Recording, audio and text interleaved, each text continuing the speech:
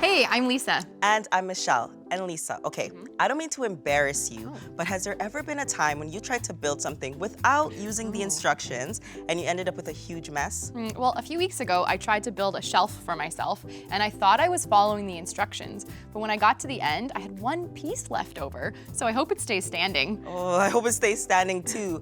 Just like you needed the instructions to help you build your shelf, we need God to instruct and guide us in our own lives. Yeah, it's true, and we're going to hear a Bible story now where Jesus' disciples learn this lesson, that working without Jesus doesn't work. Let's watch today's God story.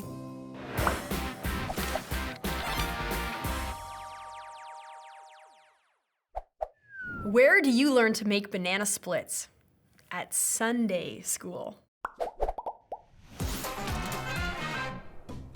Hey everyone, I'm Karmyn. Today I want to tell you about a time that I was cooking carrots. Chopped them up, put them in the pot, put the water in, turned it on, and then I went to check my email, text my friend, and then I smelled something horrible, and I realized I forgot that I was cooking carrots. I ran down the stairs, the smoke alarm had gone off, and all I could see was a black pot of burnt carrots. This story totally reminds me of today's God story. The disciples were doing something kind of absent-mindedly, and then something unexpected happened, and they learned a huge lesson. And this lesson is today's big idea. Working without Jesus doesn't work.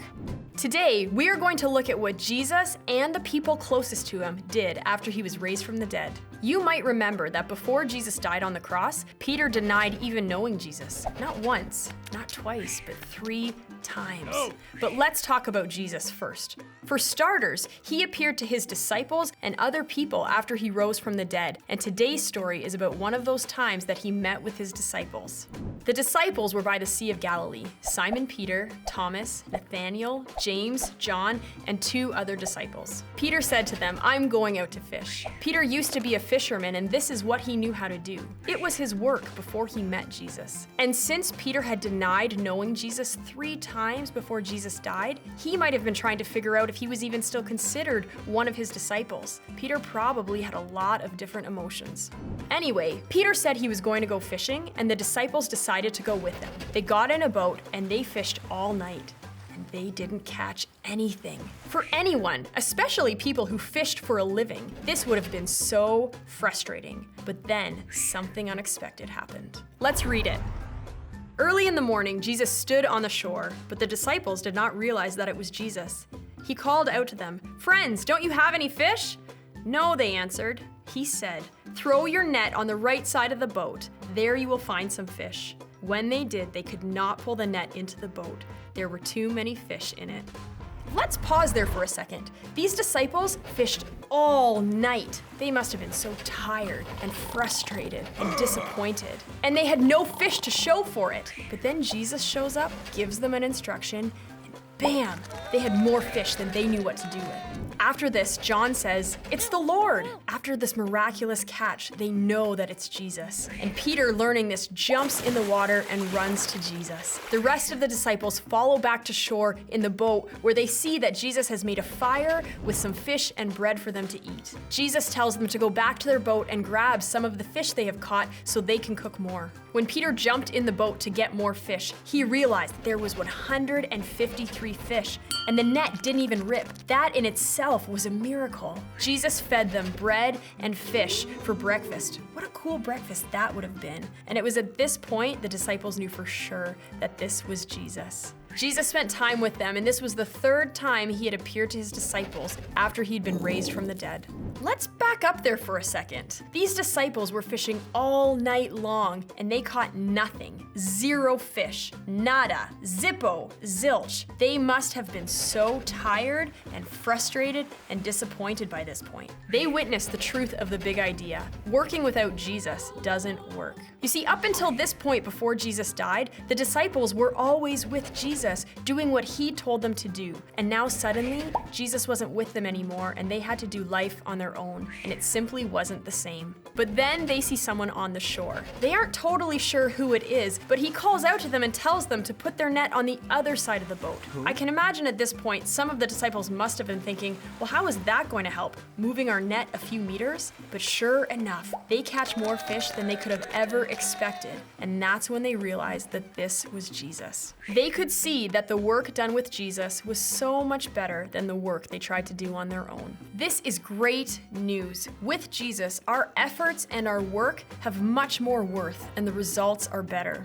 Jesus is in heaven now, but he has sent his Holy Spirit. This is like having Jesus with us all the time. So we can know that through the Holy Spirit, we have Jesus helping us with whatever work we have to do.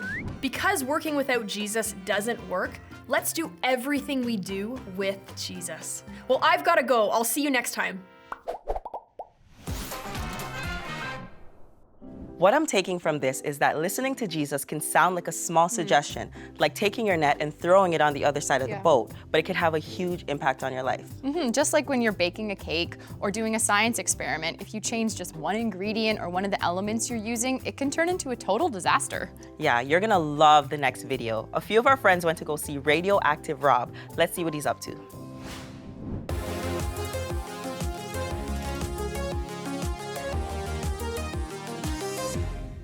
I'm Radioactive Rob, and I do science shows for kids, and I love doing this because the joy really comes from the reaction and the excitement that the science gives to other kids. And seeing what happens when you do things, sometimes things you're not supposed to do. I love making parents cringe when I let their kids make a mess, and it's part of my job to do that. We're going to do an experiment where we're gonna explode stuff. I think, maybe I'm wrong. I don't know. Let's find out what happens. I'm planning on blowing this balloon up and then lighting it on fire.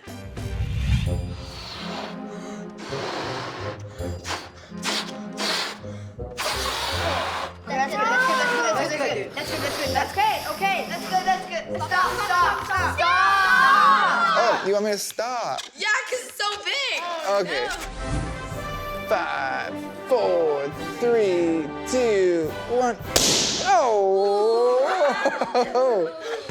We're gonna do this experiment one more time. What's in there? Okay. It's basically a water balloon. What? Look, over here, it has a burn mark on the balloon. The fire was touching the exact same thing it touched before, the outside of the balloon that's completely dry. The water did help protect the balloon, but not in the way you think. Usually wet things can't catch on fire, but water conducts energy so quickly that the heat energy got sucked into the water and the balloon itself didn't get hot enough to pop. I love to associate different things with reminding me about God and about Jesus. And it's really fun to pop balloons with lighters, you know, and that's like sin missing the mark. Things start exploding, and then the water protects us, and we even use water in baptism. How cool is that? Like God made water to show us his amazing wonders. Okay, so Daniel, he has a hobby. He likes to make bubbles, right? Yes, okay. Who's ready for some bubble science action? Yes. Here comes our bubble.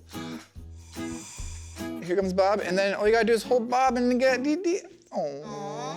This is Bob number 2. Bob, Billy Bob. Bob number. Okay, that was short-lived. Billy Bob. Okay, Bob. Oh man, it keeps on popping. But we want to solve this problem. We want the bubble and our friend to be friends. So I brought some secret things over here. So we're gonna put this on, and we're gonna do this kind of action, like majestic, not too fast, not like that, but like majestic. And don't do this. Don't smack yourself in the head, okay? All right, here we go. Yes!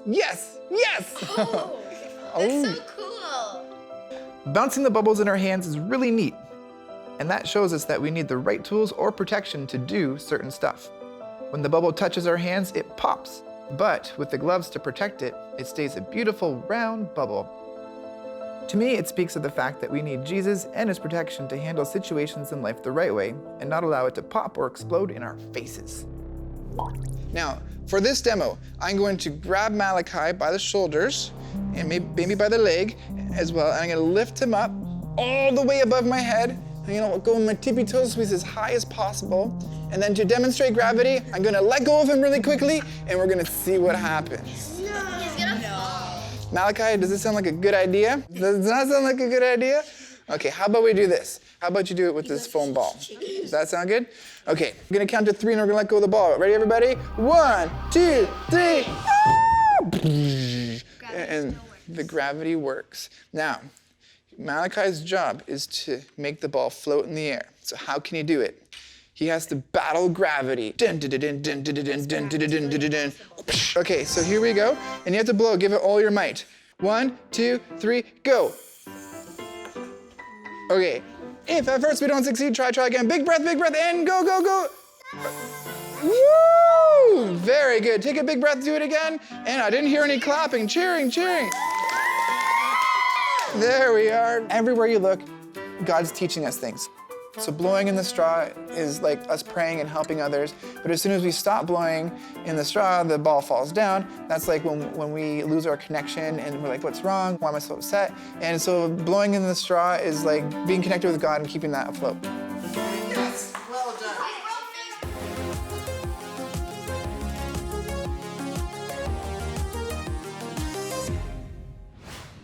Hey, that was pretty cool. Did you know that you could stop a bubble from popping just by wearing gloves? Actually, I did know that, and that helps to illustrate today's point. Because the kids followed Radioactive Rob's instructions, the experiment worked. Yeah, and that ties into today's big idea that working without Jesus doesn't work. So let's get into our small groups now to see what that looks like in our own lives.